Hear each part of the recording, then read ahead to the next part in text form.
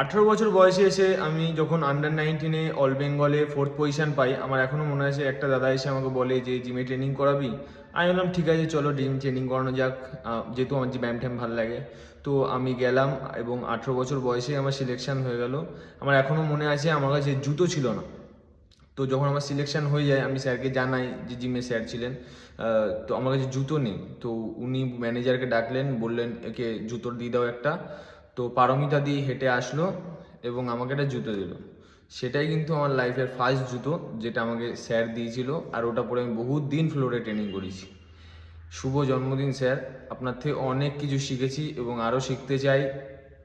ভালো সময় খারাপ সময় কীরকম কী স্টেপ নিতে হয় এবং বিজনেস যে আমার এত আকর্ষণ, তার অনেকটাই স্যারকে দেখেই শেখা।